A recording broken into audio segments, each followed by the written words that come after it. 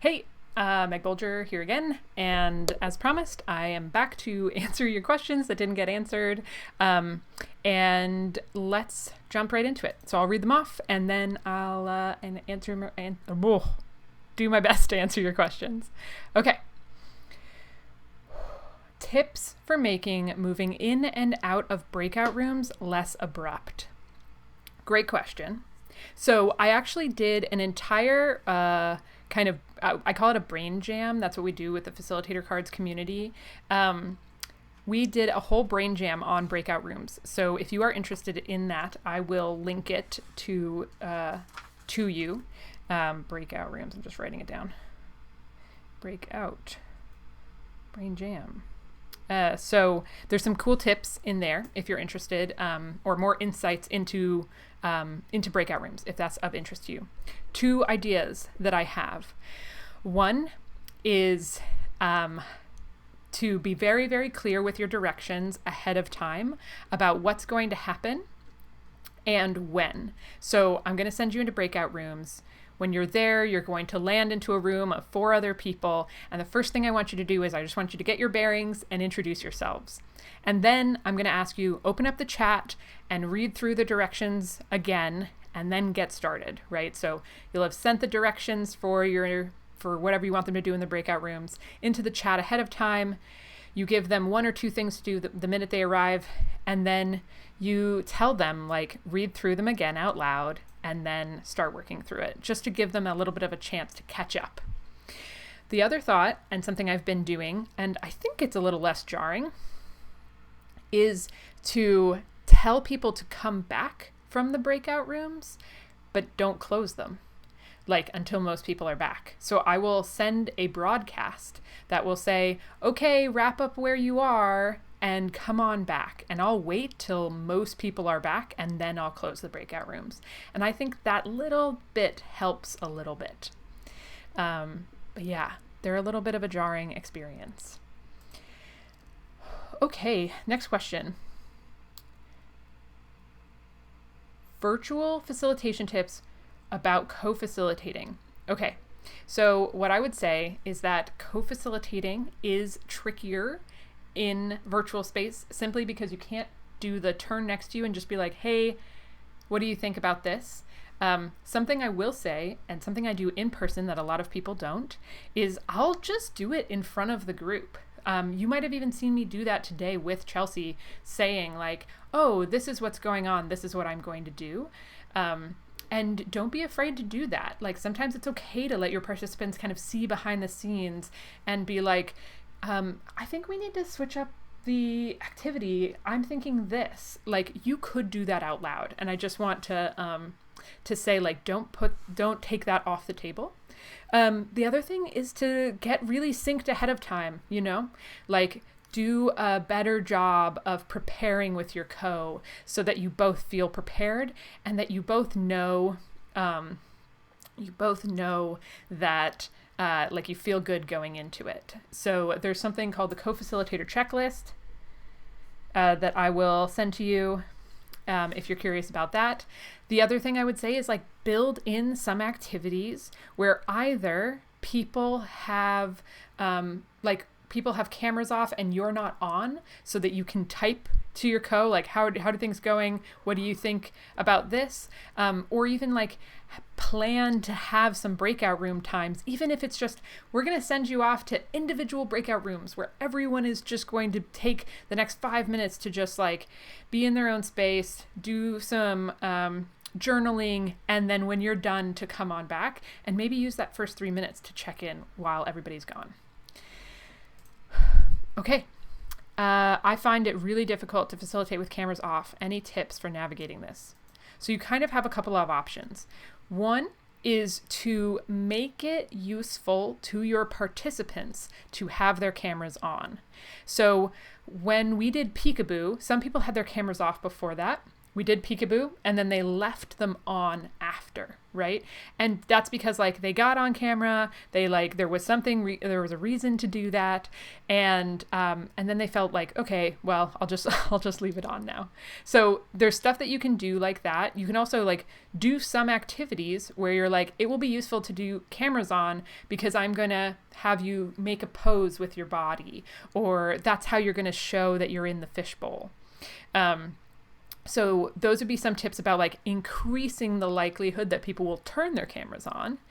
The other thing is just that it can be really difficult and really distracting. And what I would say is that shifting your mode to be like, okay, I'm going to assume people are going to have their camera off. If more than 50% of your workshop has their camera off, it might be good to start thinking, okay, if everyone had their camera off, how would I do this?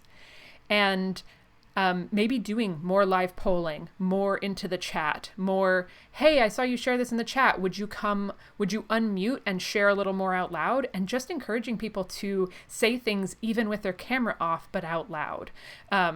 That might be helpful. And maybe even having times where you're like, you know what, we're going to do this. There's an app called Clubhouse, which is audio only. And you're going to like, you could be like, we're going to do this Clubhouse style. We're going to all turn our cameras off. And for the next 10 minutes, we're going to have a conversation without cameras. And maybe that would be maybe that will inspire some different interaction. Because I think a lot of people think if I have my camera on, then I won't be asked to interact. And taking that not away, like I'm gonna take it away from you, but more like just making it so that like not having your camera on doesn't mean that I'm not going to be paying attention to you or I'm not going to be inviting you to share. So those are some tips that I would say.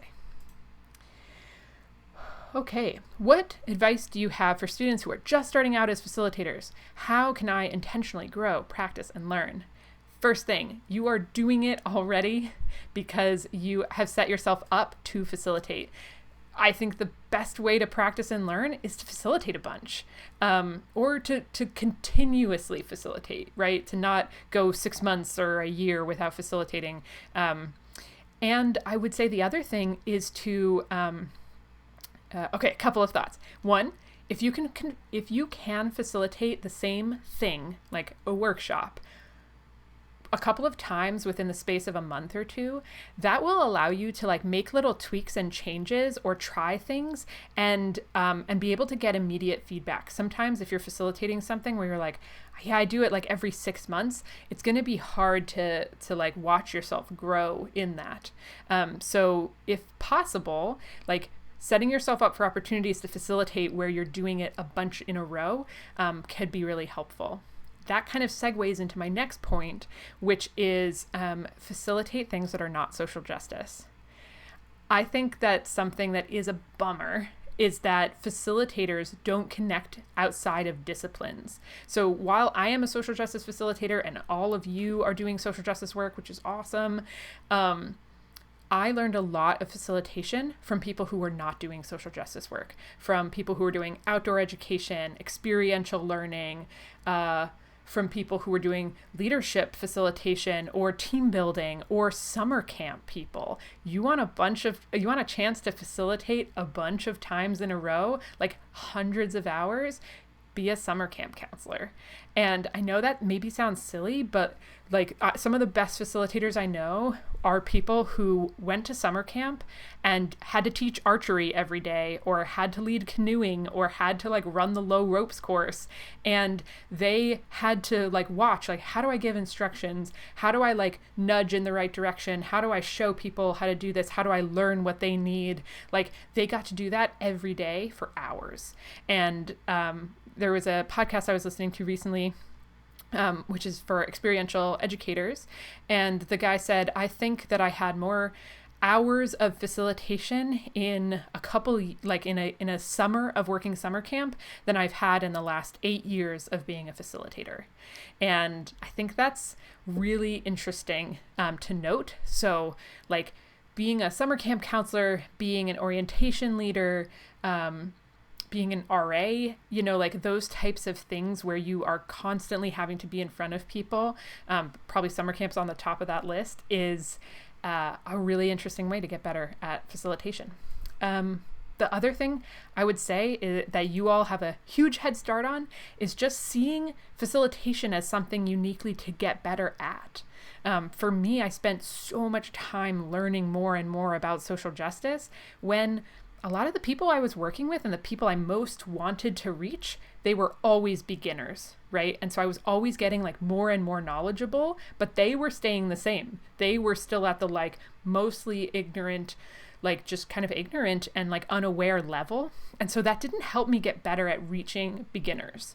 So what I would say is like, even just knowing like, I want to get better at facilitation, like looking for facilitation resources or looking for people who are trainers, who are educators, who are teachers, and like reading about those things, like going to different workshops, all of those things will make you a better facilitator, and they don't have to be social justice related. You can bring that in to social justice, right? All of these facilitator cards that we did today, none of them are about social justice, but they're useful in that world. So I'll link you to a couple other facilitation resources if you're interested, but I would say like you have so much around you, just like plug in and don't worry that it may not be the content that you're looking at. Okay, next question. What is your favorite tool to use on Zoom? I would say that sometimes Zoom is my favorite tool, right? Like just introducing like fun new ways to do things in Zoom with people can feel really novel and can make it feel fun again. So there's a way in Zoom to do an annotate feature where people can write on the screen share that you're doing. So imagine, oh my goodness, excuse me. I'm going to draw this because I know that I won't be able to make this happen in Zoom as quickly as I need to. So let's imagine that you are screen sharing a Google slide, right? And you have 4 quadrants, and you have leader, jester, follower, outsider. I'm making this up. This is not an activity I do. I just want to show you this. So let's say you have a Google slide that looks like this. It's just got, and you can use the Zoom annotate feature and say, I want you to put a mark in one of these 4 boxes, right? Again, this is a Google slide that you're sharing your screen, and you're inviting your participants to annotate. Like, I want you to put a stamp on which box do you most identify with when you get into group projects. Are you the leader? Are you the person who makes jokes and amuses everyone? Are you kind of follow directions, or do you find yourself as an outsider, just kind of doing your own thing? Have people stamp it and then be like, okay, all the outsiders, let's do a fishbowl and like hear from you. Let's do one with the leaders. Again, I'm just making up this example, but like maybe we've never thought of using the annotate feature like that, of like they can interact with my screen, which means they can interact with a Google slide, which means I don't even have to bring in a new technology in order for them to like vote on different things or to put stamps on different things. So some of my favorite features are just using Zoom in ways that people haven't checked out before. Zoom just did a big update like yesterday, where you can now add backgrounds that will change how people look in the scene, where basically we can all have like a joint virtual background and like be in a coffee shop together or be in a classroom, and like maybe trying and experimenting with that and like seeing how that changes things. So I would just say like getting creative with Zoom is one of my favorite things to do in Zoom. Okay, let's see if there's anything else I haven't covered yet. Okay, I think that's it. Great. If I missed your question because I didn't see it, or you are like, I want more information about that, please feel free to email me. You have my email, meg@facilitator.cards, and I will invite you to connect anytime. If you end up checking out the facilitator cards or the virtual guide and you want to contribute to it, I really do want to give a big plug for that. Like, it could be a really cool way for you to start just being able to contribute to the public good of facilitation online. You are like you're doing it. You are all facilitators. And so that to me means that you can now also contribute to other people becoming better facilitators. So if you have any interest in that, please let me know, and I will be happy to help and be happy to support you doing that. It was great to hang out with all of you. Again, if you have more questions I didn't get to, please let me know. And otherwise, best of luck facilitating, and I hope we cross paths again in the future.